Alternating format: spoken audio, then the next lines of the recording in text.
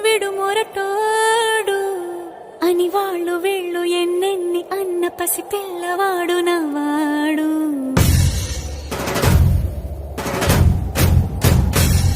విడుముండోడు అని ఊరు వాడ అనుకున్న గాని మహారాజు నాకు నవ్వాడు.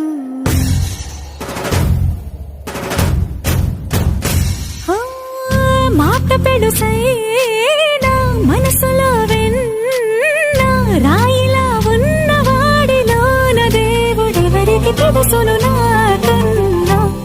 సూసేకి అగ్గిరవ్వ మాదిరే ఉంటాడు.